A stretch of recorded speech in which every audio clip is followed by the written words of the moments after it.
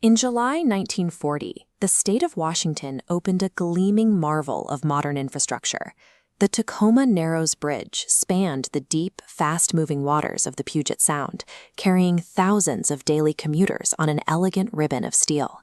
But almost immediately, drivers noticed something terrifying. Even in light breezes, the massive concrete deck would begin rolling in a wave-like up-and-down motion. Locals quickly gave it the nickname Galloping Gertie. Instead of panicking, the public largely treated the bridge like a giant amusement park ride. People assumed that a structure made of thousands of tons of heavy steel and concrete was naturally safe, regardless of how much it bounced. As long as the steel held together, the bizarre movement was seen as a curiosity rather than a warning. But beneath that massive weight, the structure was responding to the environment in ways the engineering community had never anticipated. The original, conservative design proposed by Washington state engineers called for the bridge deck to be supported by 25-foot-deep open-web trusses. But building a structure that robust was expensive. Eastern financiers bankrolling the project balked at the price tag and refused to release the funds unless the design was altered to save money. Looking at this split-screen cross-section, you can see the accepted compromise.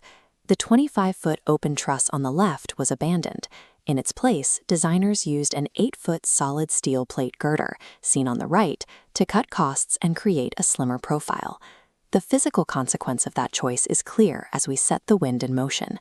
The air flows cleanly right through the gaps of the open truss. But slamming into the solid plates, the steel acts like a massive sail, catching the wind instead of letting it pass. By prioritizing a sleek aesthetic and a tight budget over aerodynamic permeability, the designers turned what should have been a static piece of infrastructure into a highly unstable kite. This design flaw was put to the test on the morning of November 7, 1940. Just 4 months after opening, a steady 42-mile-per-hour wind began sweeping across the Puget Sound and hitting the broad side of the bridge. To understand what the wind did next, we have to look at a fluid dynamics concept called vortex shedding. When wind hits a solid, blunt object, the air separates. As it flows around the shape, it creates alternating, swirling pockets of low pressure above and below the object. Applying that pattern to the bridge deck, we see the wind creating those same low pressure pockets. These alternating vortices rhythmically pushed and pulled on the structure, pulling the bridge into its famous up and down wave pattern.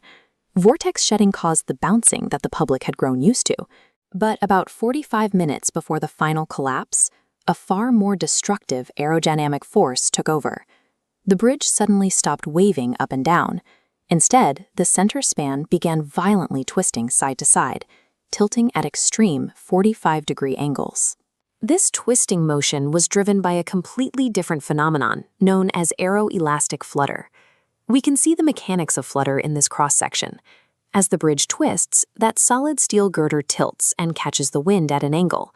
The wind applies a massive rotational force, pushing the deck even further into the twist. When the tension in the cables forces the deck to snap back toward the center, its momentum carries it too far. It swings back, exposes the opposite side to the wind, and gets pushed even harder in the reverse direction. It's a self-feeding loop. This violent rotation generated catastrophic stress on the metal. At 11 a.m., the suspender cables snapped under the strain, and a massive section of the steel deck plunged 190 feet into the water below. By catching the air with its solid sides, the bridge essentially harvested energy from the wind to power its own destruction. Amazingly, no human lives were lost that morning. The only casualty was a terrified Cocker Spaniel named Tabby, whose owner was forced to abandon his car on the twisting pavement and crawl to safety. With the physical structure destroyed, the fallout shifted to the finances. The state of Washington moved to collect on the $5.2 million in insurance policies that covered the bridge. That paperwork triggered an unexpected discovery. A local insurance agent named Hallett R. French had written an $800,000 policy on the bridge, but he had secretly pocketed the state's premium, never reporting the policy to his parent company. French had operated on a very simple assumption. He looked at thousands of tons of steel and concrete and decided the bridge was utterly indestructible. If it could never fall down, no one would ever file a claim, and his theft would remain entirely hidden. Instead, the spectacular, highly publicized collapse dragged his hidden files into the light. French was arrested for grand larceny and sent to the state penitentiary.